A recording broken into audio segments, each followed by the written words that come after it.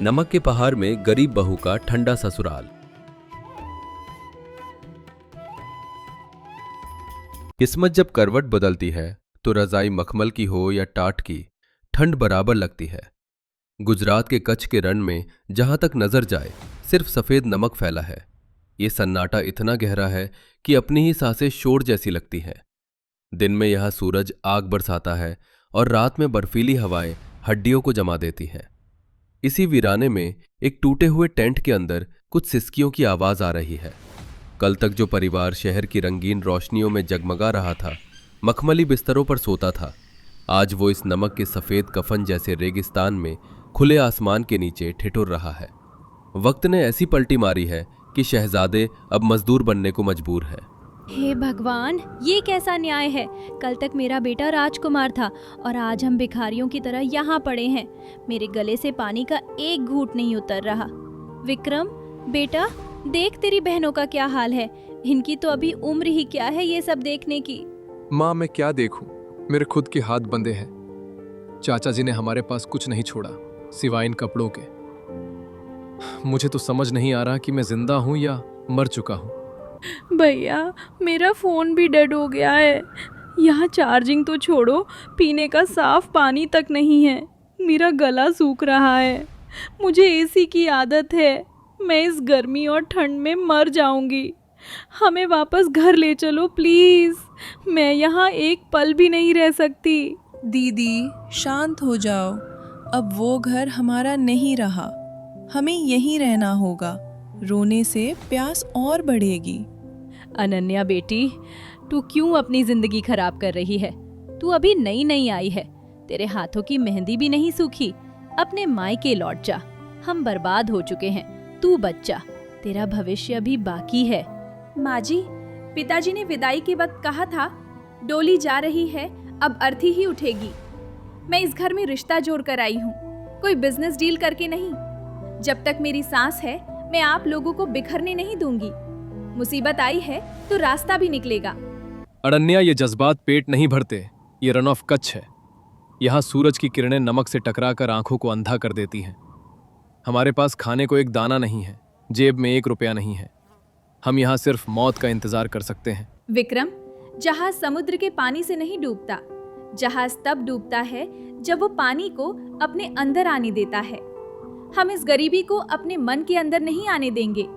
अगर हालात बुरे हैं तो हम उन्हें बदलेंगे।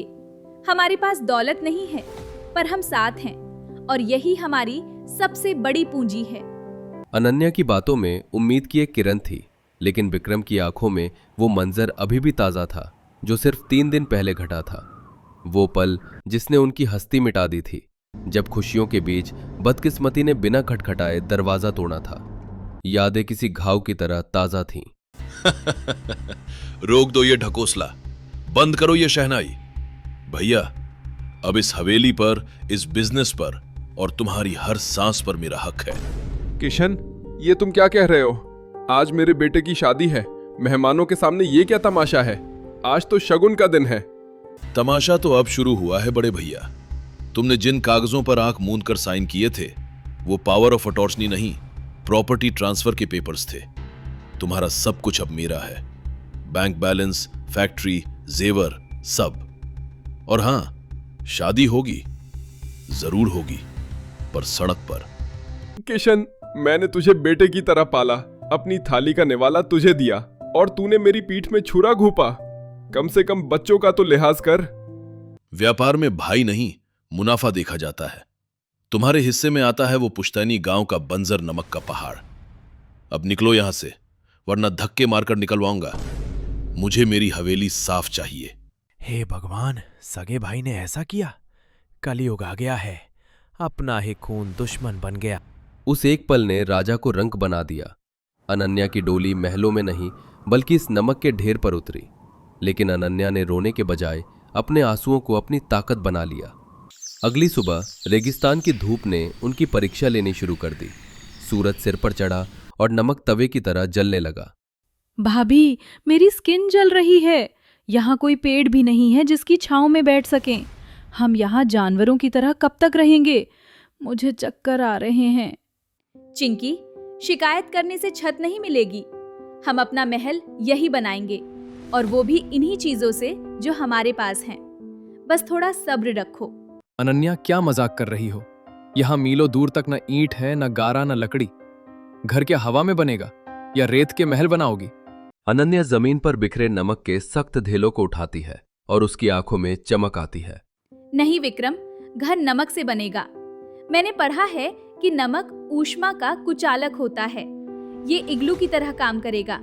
राम काका पास से गुजरते हुए अपनी लाठी टेकते हैं, चेहरे पर झुर्रियां और तजुर्बा। अरे शहर की बहुरिया, क्या पागलपन है ये? यहाँ नमक में घर नहीं बनते, यहाँ तो इंसान नमक बन जाता है। लौट जाओ बिटिया, ये शापित जमीन है। यहाँ की हवा भी फेफड़े गला देती है। काका, शाप जमीन में नहीं, हमारी सोच में होता है। आप बस मुझे ये बताइए, क्या पुराने लोग बर्फ को पिघलने से बचाने के लिए नमक का इस्तेमाल नहीं करते थे? विज्ञान तो वही है ना? हाँ बिटिया, करते तो थे। नमक गर्मी को रोकता है, पर इसका घर से क्या वास्ता? आज तक किसी ने ऐसा नहीं किया। बस काका, यही विज्ञान हमें चाहिए। हम सॉल्ट ब्रिक से घर बनाएंगे। विक्रम, पापा जी उठिए, हमें नमक की ईंटें काटनी होंगी। पिंकी, तुम गारा तैयार करो, हमें आज ही ये काम शुरू करना होगा। गांव वाले दूर खड़े होकर हंस रहे थे। किसी ने उन्हें पागल कहा, किसी ने मूर्ख, लेकिन अनन्या ने अपनी रेशमी साड़ी का पल्लू कमर में खोसा और भारी कुदाल उठा ली। उसके कोमल हाथों में छाले पड़ गए, खून रिसने लगा, पर वो रुकी नहीं। उसे देखकर विक्रम का सोया हुआ स्वाभिमान भी जाग उठा। 3 दिन और 3 रात की अटूट मेहनत के बाद रेगिस्तान के बीचों बीच कुछ ऐसा खड़ा था जिसने सबकी बोलती बंद कर दी। ये तो किसी हीरे के महल जैसा चमक रहा है। बाहर लू चल रही है, पर अंदर तो मंदिर जैसी ठंडक है। विश्वास नहीं होता कि ये नमक का ढेर है। वाह भाभी, ये तो नेचुरल एयर कंडीशनर है। आपने तो कमाल कर दिया। अब चिंकी दीदी को गर्मी नहीं लगेगी। सॉरी भाभी, मैंने बहुत नाटक किया। ये वाकई सुंदर है। आपने तो नामुमकिन को मुमकिन कर दिया। देखा, संसाधन कभी कम नहीं होते, बस नजर चाहिए होती है। ये नमक जिसे हम अपनी बदकिस्मती समझ रहे थे, आज हमारी छत बन गया। यही हमारी नई शुरुआत है। बिटिया, मैंने बाल सफेद कर लिए इस रेगिस्तान में, पर नमक का ऐसा रूप पहली बार देख रहा हूं। तू कोई साधारण बहू नहीं है, तू तो साक्षात लक्ष्मी है। घर तो बन गया, पर अब पेट की आग कैसे बुझेगी? हमारे पास पैसे नहीं हैं और राशन खत्म हो चुका है। कल रात से किसी ने कुछ नहीं खाया। पापा जी, हमारे पैरों के नीचे सफेद सोना है। हमें बस इसे सही बाजार तक पहुंचाना है। हम नमक बेचेंगे, लेकिन अपनी शर्तों पर। बाजार तक पहुंचने के लिए पहले इस सफेद सोने को पैदा करना था। अनन्या ने राम काका से नमक बनाने का तरीका सीखने की जिद की। अगले दिन सुबह सुबह राम काका पूरे परिवार को अगार नमक के खेत ले गए, जहां जमीन खोदकर खारा पानी निकाला जाता है और उसे क्यारियों में सुखाया जाता है। ये देखना जितना आसान था, करना उतना ही जानलेवा। राम काका खेत की मेड़ पर खड़े होकर एक बड़े लकड़ी के पाटा की तरफ इशारा करते हैं। देख बेटा विक्रम, इसे कहते हैं पाटा। जब सूरज की गर्मी से क्यारी का पानी भाप बनकर उड़ता है, तो नीचे नमक के दाने जमने लगते हैं। हमें दिन भर नंगे पैर इस खारे पानी में खड़े होकर इस पाटे को चलाना पड़ता है, ताकि नमक के ढेले ना बने और दाने मोती जैसे निखरें। नंगे पैर? काका, ये पानी तो तेजाब जैसा खारा है, पैर जल नहीं जाएंगे? जलते तो हैं बेटा, इसे अगरिया के पैर कहते हैं।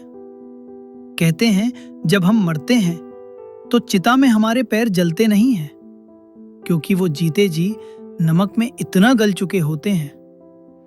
पर पेट की आग बुझाने के लिए पैरों की जलन सहनी पड़ती है। अनन्या राम काका की बातें सुनकर सिहर उठती है, फिर झुककर नमक के पानी को छूती है। ये सिर्फ नमक नहीं, ये आपकी तपस्या है काका। विक्रम, पापा जी, हमें ये करना होगा। दस्ताने नहीं है तो क्या हुआ, हम अपनी हिम्मत पहनेंगे। जिस बाप ने बेटे की शादी के लिए अपना स्वाभिमान गिरवी रख दिया हो, उसके लिए पैरों का जलना क्या बड़ी बात है। चलो विक्रम, दिखा दो कि हम सिर्फ एसी कमरों के लायक नहीं हैं। और शुरू हुआ एक असली संघर्ष। विक्रम और दीनानाथ के शहर के नाजुक पैर जब उस खारे पानी में पड़े तो लगा जैसे हजारों सुइयां एक साथ चुभ गई हों। विक्रम की चीख निकलते निकलते रह गई, पर उसने अपने पिता को देखकर होठ भींच लिए। वो दिन भर कड़ी धूप में भारी पाटा खींचते रहे। सूरज ऊपर से आग बरसा रहा था और नीचे से नमक की सफेदी आंखों को चकाचौंध कर रही थी। अनन्या और पिंकी भी पीछे नहीं थी। वे सूखी हुई क्यारियों से नमक के भारी तसले सिर पर ढो रही थी। ए भैया, अरे ऐसे नंगे हाथ नमक मत छुओ, गल जाएगा हाथ। ये लो, आग के पत्ते का लेप लगा लो। तुम शहर वाले हो, तुमसे ये मजदूरी नहीं होगी, खून निकल आएगा। शुक्रिया बहन, मजदूरी तो कर लेंगे, पर खरीदार कहाँ है? हमने 100 बोरी नमक जमा किया है। अगर ये नहीं बिका तो हम भूखे मर जाएंगे। इतना दर्द सहने के बाद अगर सही दाम नहीं मिला तो मैं टूट जाऊंगा। तभी धूल उड़ाती हुई एक जीप आती है। लखन उतरता है। उसके हाव भाव में गुंडागर्दी है। ओ शहरी बाबू, सुना है नमक का महल बनाया है, अब क्या नमक का अचार डालोगे? लाओ, आज का भाव 1 रुपया 50 पैसे है। बेचना है तो बेचो, वरना यहीं सड़ जाओगे। क्या 1 रुपये 50 पैसे? बाजार में तो 20 रुपए का भाव है। इतनी मेहनत के बाद हमें सिर्फ 1.5 रुपया। राम काका के पैर गल गए, मेरे हाथों में छाले हैं और तुम इसका मजाक उड़ा रहे हो। मिस्टर लखन, हम अपनी खून पसीने की मेहनत को कौड़ियों के भाव नहीं बेचेंगे। ये व्यापार नहीं, शोषण है। और हम भीख नहीं मांग रहे, अपना हक मांग रहे हैं। अरे मैडम जी, जबान संभाल के। यहाँ का राजा मैं हूँ, ट्रांसपोर्ट मेरा है, सड़क मेरी है। मेरे बिना तुम्हारा ये सफ़ेद सोना यहीं पड़ा पड़ा मिट्टी बन जाएगा। और सुन रामू, अगर तूने इनकी मदद की तो तेरी पेंशन बंद करवा दूंगा, दाने दाने को मोहताज कर दूंगा। तो सुन लो लखन, हम अपना रास्ता खुद बनाएंगे। शेर शिकार करता है, पर इंसान दिमाग चलाता है। तुम सड़क रोक सकते हो, पर हमारी आवाज नहीं, हम झुकेंगे नहीं। लखन धमकी देकर चला गया। गांव वाले सहम गए, डर के मारे अपने दरवाजे बंद कर लिए। विक्रम भी हताश होकर जमीन पर बैठ गया। उसे लगा सब खत्म हो गया। लेकिन अनन्या का दिमाग कंप्यूटर की तरह चल रहा था। उसने हार मानने के बजाय एक नई रणनीति बनाई जो लखन की सोच से भी परे थी। गौरी दीदी, राम काका, आप सब डरिए मत। हम लखन को नहीं, सीधे दुनिया को अपना नमक बेचेंगे। वो हमें नहीं रोक सकता। पर बहुरिया, कैसे? वो सड़क पर पहरा बिठा देगा, हमारा नमक बाहर कैसे जाएगा? वो बहुत ताकतवर है। सड़क बंद है, पर इंटरनेट का हाईवे तो खुला है। गौरी दीदी, आप औरतों के साथ मिलकर जूट के सुंदर थैले बनाइए। हम प्लास्टिक यूज नहीं करेंगे। हमारी पैकिंग ही हमारी पहचान बनेगी। बिटिया, पर हम अनपढ़ लोग, क्या शहर वाले हमारा नमक लेंगे? उन्हें तो चमचमाती थैलियां पसंद हैं। काका, शहर वाले शुद्धता के लिए तरसते हैं। वो गुलाबी नमक कहाँ मिलता है जिसका जिक्र आप कर रहे थे? वो तो पहाड़ की उस दुर्गम ढलान पर है, चढ़ना मुश्किल है। वो सबसे शुद्ध, सबसे चमकीला है। पर लखन उसे कचरा समझता है, क्योंकि उसे साफ करने में मेहनत लगती है। वही कचरा हमारा खजाना है। दुनिया इसे हिमालयन पिंक सॉल्ट कहती है और इसके मुंह मांगे दाम देती है। पिंकी, कैमरा ऑन करो। हम दुनिया को सच दिखाएंगे। हमारी कहानी ही हमारा विज्ञापन होगी। भाभी, लाइव वीडियो शुरू करूं? सिग्नल आ गया है। हाँ राम काका, आप बस अपना काम करिए और बताइए कि नमक कैसे निकालते हैं। दुनिया को आपकी मेहनत देखनी चाहिए। अनन्या ने सिर्फ नमक नहीं बेचा, उसने एक भावना बेची। उस वीडियो में राम काका के झुर्रियों वाले हाथ, गौरी की मेहनत और गुलाबी नमक की चमक देखकर दुनिया भर के लोगों का दिल पसीज गया। लखन की नाकाबंदी धरी की धरी रह गई जब ऑनलाइन ऑर्डर्स की बाढ़ आ गई। कुरियर कंपनियां खुद गांव तक पहुंचने लगी। बहुरिया, तुमने हमारी आंखें खोल दी। लखन हमें सालों से लूट रहा था, हमें कोड़ियों के दाम देकर खुद करोड़ों कमा रहा था। तुमने हमें मालिक बना दिया।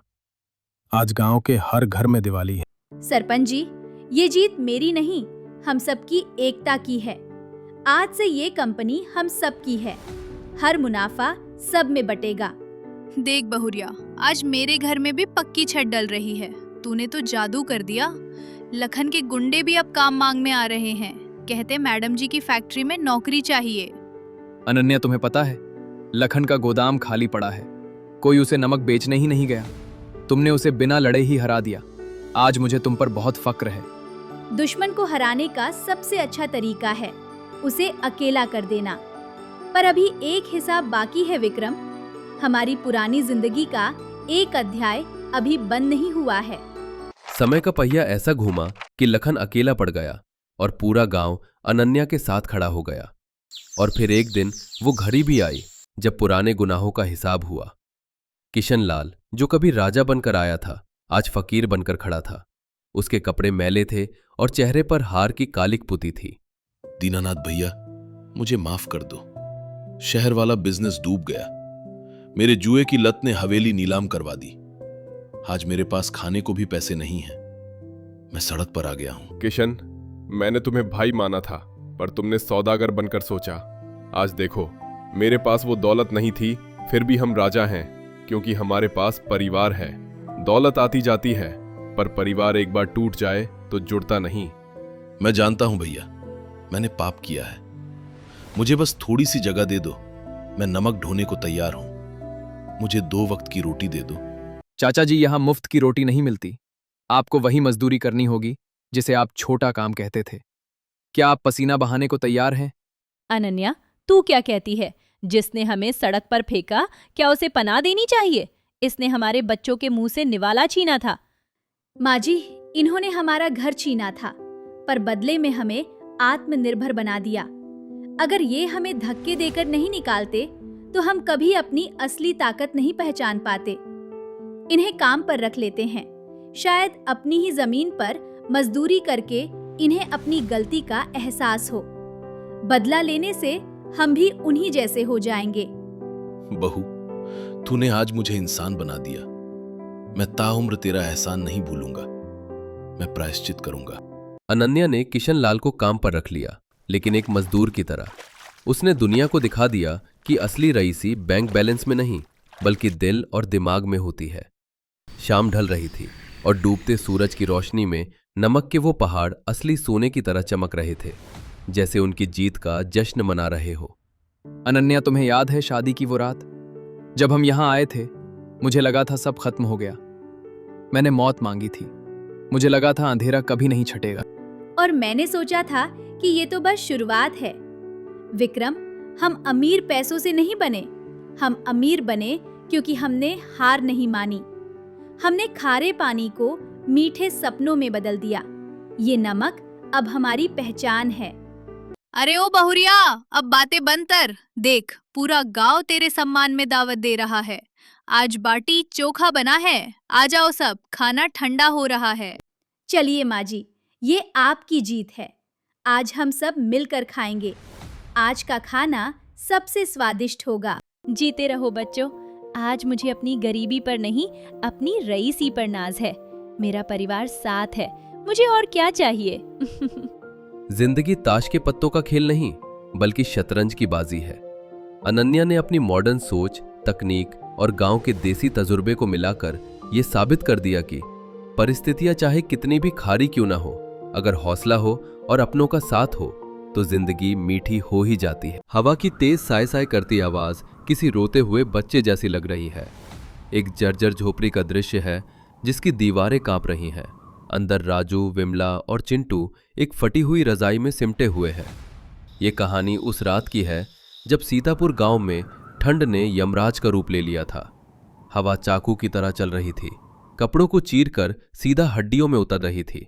अमीर अपने पक्के मकानों में रजाई में दुबके थे, लेकिन शेर सिंह की जमीन पर मजदूरी करने वाले इन बेघर लोगों के लिए ये रात कयामत से कम नहीं थी। उनके पास ना छत थी, न दीवार और ना ही उम्मीद। बस थी तो एक दूसरे की धड़कन और वो डर कि क्या सुबह का सूरज वे देख पाएंगे। बापू, मुझे मेरे पैर महसूस नहीं हो रहे। ऐसा लग रहा है जैसे किसी ने बर्फ में जमा दिए हों। आग, थोड़ी आग जला दो ना बापू। विमला अपनी आंखों के आंसू पोंछती है ताकि बेटा ना देख ले और उसे अपनी छाती से और कसकर लगा लेती है। राजू, बच्चा नीला पड़ रहा है, अंगीठी बुझ चुकी है। अगर आज रात हमने कुछ नहीं किया तो शायद हम सुबह तक। क्या करूं विमला, अपनी खाल उधेड़ कर जला दूं? जंगल की तरफ जाने वाले रास्ते पर शेर सिंह ने पहरेदार बिठा दिए हैं। एक लकड़ी उठाने पर भी हाथ तोड़ने की धमकी दी है। मैं आज फिर गया था उसके पास, गिड़गिड़ाया था उसके पैरों में। उस पत्थर दिल से उम्मीद करना बेकार है राजू। मैंने अपनी पूरी जवानी उसके खेतों में लगा दी और बुढ़ापे में उसने क्या दिया? ये एक टूटी छत जिससे मौत टपक रही है। वो हंसा, वो राक्षस हंसा मुझ पर। बोला, तुम्हारे पास किराया देने के लिए 2 रुपए नहीं है और तुम्हें मरम्मत चाहिए। अगर ठंड लगती है तो मरो, आबादी वैसे भी ज्यादा है।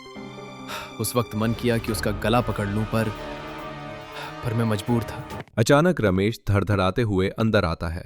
उसके बाल बिखरे हुए हैं। राजू भाई, अनर्थ हो गया। मेरे घर की पिछली दीवार हवा से गिर गई। सुशीला और बच्चे खुले आसमान के नीचे हैं। अगर हम यहाँ नहीं रुके तो बर्फबारी हमें मार डालेगी। उस रात उस छोटी सी कोठरी में 5 परिवार एक साथ जानवरों के झुंड की तरह एक दूसरे से चिपक कर बैठे रहे। बाहर तूफान चीख रहा था, लेकिन उस डर के सन्नाटे में राजू के दिमाग में एक आग जल रही थी। ये आग ठंड से बचने की नहीं, बल्कि उस लाचारी को हमेशा के लिए खत्म करने की थी। उस रात उसने कसम खाई, या तो हम सम्मान से जिएंगे या संघर्ष करते हुए मरेंगे, पर अब भीख नहीं मांगेंगे। अगली सुबह चारों तरफ सफेद कोहरा है। राजू, काका और रमेश जंगल के बीहड़ रास्ते पर कुछ सूखी लकड़ियां या कोई आश्रय खोजने निकले हैं। वे ठिठुर रहे हैं। उम्मीद की तलाश में वे गांव से दूर उस वीराने में निकल गए जहां लोग जाने से डरते थे। वहां सूखी झाड़ियों के बीच एक विशालकाय प्राचीन बरगद और ओक का मिला जुला पेड़ खड़ा था, जैसे कोई बूढ़ा संतरी सदियों से जंगल की रखवाली कर रहा हो। और उसी पेड़ ने उन्हें वो रास्ता दिखाया जो उनकी तकदीर बदलने वाला था। बस अब और नहीं चला जाता राजू, लगता है यहीं प्राण निकलेंगे।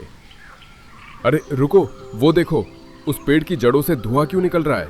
कहीं आग तो नहीं लगी? नहीं काका, वो धुआं नहीं, भाप है, जैसे गर्म पानी से निकलती है। अरे देखो, वहां से खरगोश और एक नेवला बाहर निकल रहे हैं और वो कांप नहीं रहे, वो तो मजे में अंगड़ाई ले रहे हैं। ये कैसे हो सकता है? तीनों दौड़कर उस विशाल पेड़ के पास जाते हैं। पेड़ का तना खोखला है और नीचे एक प्राकृतिक गुफा का मुंह है। राजू हिम्मत करके अपना हाथ गुफा के अंदर डालता है। उसके चेहरे के भाव बदल जाते हैं, डर से सुकून में। हे भगवान, काका, रमेश, अपना हाथ अंदर डालो, जल्दी। अरे बाप रे, ये तो चमत्कार है। बाहर बर्फ गिर रही है और अंदर तो जैसे रजाई जैसी गर्मी है। ये चमत्कार नहीं, धरती माँ का प्यार है बेटा। जमीन की गहराई में तापमान हमेशा एक जैसा रहता है। बाहर चाहे तूफान हो, धरती का गर्भ हमेशा गर्म रहता है। जानवर हमसे ज्यादा समझदार हैं। वो जमीन के नीचे अपना महल बना चुके हैं। अगर जानवर जमीन के नीचे रह सकते हैं तो हम क्यों नहीं? शेर सिंह ने हमसे जमीन के ऊपर की छत छीनी है। हम जमीन के नीचे अपनी दुनिया बसाएंगे। ये एक पागलपन भरा विचार था, लेकिन डूबते को तिनके का सहारा बहुत होता है। राजू की आंखों में अब लाचारी नहीं, एक इंजीनियर वाली चमक थी। उसे अपना जुगाड़ मिल चुका था। पेड़ के पास पूरा गांव इकट्ठा है। माहौल में एक अलग जोश है। काम शुरू होता है। राजू, जमीन के नीचे अंधेरा होगा, सांस कैसे लेंगे? कहीं ऊपर से मिट्टी धंस गई तो हम सब वही दब जाएंगे। ये रिस्की है। रिस्क तो उस टूटी झोपड़ी में भी था विमला। देखो, हम देसी दिमाग लगाएंगे। ये पेड़ हमारी छत है। इसकी जड़ें पिलर का काम करेंगी जो मिट्टी को पकड़ कर रखेंगी। हम जड़ों को नहीं काटेंगे, उनके बीच में जगह बनाएंगे। और वो सांस लेने वाली बात? ये देखो, हम इन बांसों को गुफा की छत से बाहर निकालेंगे। एक बांस से ताज़ी हवा अंदर आएगी और दूसरे बांस से चूल्हे का धुआं बाहर जाएगा। इसे कहते हैं प्राकृतिक चिमनी। और दीवारों की ठंडक? हम दीवारों पर सूखी घास और गोबर मिलाकर लेप लगाएंगे। वो सूखने के बाद थर्मल इंसुलेशन बन जाएगा। अंदर की गर्मी बाहर नहीं जाएगी। फिर शुरू हुआ अस्तित्व का महायुद्ध। दिन में वे शेर सिंह के खेतों में काम करते ताकि किसी को शक न हो, और रात होते ही मशालों की रोशनी में वो अपनी नई दुनिया खोदते। न मशीन, न सीमेंट, न ईंट। उनके औजार थे कुदाल, पत्थर और न टूटने वाला हौसला। बच्चों ने जंगल से सूखी काई इकट्ठा की गद्दे बनाने के लिए, औरतों ने मिट्टी के दिए बनाए और मर्दों ने जमीन का सीना चीरकर एक बड़ा हॉल तैयार किया। 4 रातों की अथक मेहनत के बाद वो जुगाड़ू महल तैयार था। बाहर भयंकर तूफान चल रहा है, हवा की डरावनी आवाजें आ रही हैं, लेकिन दृश्य अब जमीन के नीचे का है। दृश्य बहुत सुंदर है। जमीन के नीचे एक बड़ी गुफा है, दीवारों पर मिट्टी का लेप है, जगह जगह जड़ों पर लालटेन टंगी है। बीच में एक छोटा सा अलाव जल रहा है, बांस के पाइप से धुआं ऊपर जा रहा है। माँ, मुझे तो गर्मी लग रही है। क्या मैं टी शर्ट में बैठ सकता हूँ? हाँ बेटा, आज तुझे जितनी चाहे उतनी गर्मी मिलेगी। राजू देखो, आज पहली बार चिंटू के हाथ ठंडे नहीं हैं। आज पहली बार उसे डर नहीं लग रहा। और देखो दीदी, लकड़ी भी कम जल रही है। यहाँ हवा नहीं है ना, तो थोड़ी सी आग भी पूरे कमरे को गर्म कर रही है। बाहर वो हवा राक्षसों की तरह चीख रही है, पर यहाँ कितना सन्नाटा है। शेर सिंह अपने मखमली गद्दों पर भी आज कांप रहा होगा, क्योंकि उसके पास पैसा है पर सुकून नहीं। और हमारे पास ये मिट्टी है, ये जड़ें हैं और हम सब का साथ है। इसे कहते हैं असली घर। सच में भाई, इसे कहते हैं जुगाड़। हम जमीन के अंदर हैं, पर हमारा हौसला आसमान पर है। वो रात उनकी जिंदगी की सबसे अच्छी रात थी। उन्होंने भरपेट खाना खाया, लोकगीत गाए और बिना किसी डर के सोए। उस पेड़ की जड़ों ने उन्हें वो सुरक्षा दी जो बड़ी बड़ी इमारतें नहीं दे सकती थी।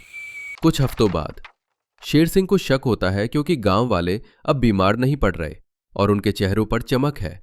वो अपने गुंडों के साथ जंगल में उन्हें ढूंढने आता है। शेर सिंह हैरानी और गुस्से से जब वो देखता है कि जमीन के अंदर से धुआं निकल रहा है। ये क्या तमाशा है? तुम लोग जमीन के नीचे छिपे हो, चूहों की तरह? बाहर निकलो। राजू, काका और पूरा गांव बाहर निकलता है। इस बार उनकी चाल में एक अलग ही आत्मविश्वास है। वे सिर झुकाकर नहीं, सिर उठाकर चलते हैं। तुमने मेरी जमीन पर यह क्या बना रखा है? यह गैर कानूनी है। मैं अभी पुलिस को बुलाकर इसे तुड़वा दूंगा।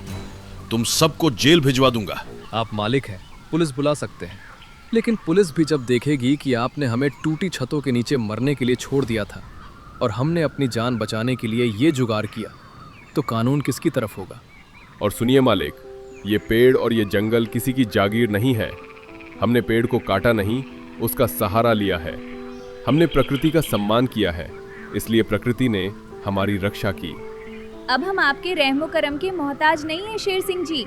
हम जंगल से जड़ी बूटियां और शहद इकट्ठा करके शहर में बेच रहे हैं। हमारी कमाई भी हो रही है और बचत भी। अब हमें आपकी टूटी झोपड़ियों की जरूरत नहीं। तुम लोग मुझसे जबान लड़ा रहे हो? ये जबान लड़ाना नहीं, ये स्वाभिमान है मालिक। आपने सोचा था हम ठंड में मर जाएंगे और आप हमारी लाशों पर खेती करेंगे, लेकिन आपने हमें ये सिखा दिया कि जब इंसान के पास कुछ नहीं बचता तो उसका दिमाग ही उसका सबसे बड़ा हथियार होता है। शेर सिंह ने उनकी आंखों में देखा। वहां उसे वो डर नहीं दिखा जो उसे ताकतवर बनाता था। वहां एक जीत थी। वो समझ गया कि जिन लोगों ने प्रकृति को अपना दोस्त बना लिया, उन्हें कोई जमींदार नहीं हरा सकता।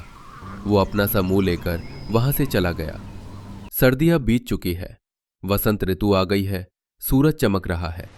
गांव वाले अब अपनी खुद की खरीदी हुई जमीन पर पक्के मकान की नींव रख रहे हैं। याद रखना रमेश, दीवारें मोटी बनाना, बिल्कुल उस गुफा की तरह, और वेंटिलेशन वही बांस वाला सिस्टम रखेंगे। बापू, क्या हम उस ट्री हाउस को बंद कर देंगे? नहीं बेटा, वो हमारा स्मारक है। हम उसे साफ रखेंगे। अगर कभी कोई मुसाफिर, कोई परदेसी या कोई बेघर जानवर ठंड में ठिठुरता हुआ आएगा, तो वो पेड़ उन्हें भी वैसी ही माँ की ममता देगा जैसी हमें दी थी। सही कहा। उस पेड़ ने हमें सिखाया कि परिस्थितियां चाहे कितनी भी विपरीत क्यों ना हो, रोने से कुछ नहीं होता। एक जुगाड़, थोड़ी हिम्मत और एकता, बस यही काफी है किसी भी तूफान को हराने के लिए। और इस तरह सीतापुर के उन साधारण गांव वालों ने एक असाधारण कहानी लिख दी। उन्होंने साबित कर दिया कि घर ईंट पत्थरों से नहीं, हौसलों से बनते हैं। जहां चाह होती है वहां राह, और जहां पहाड़ जैसी मुसीबत होती है वहां गांव वालों का जुगाड़ होता है।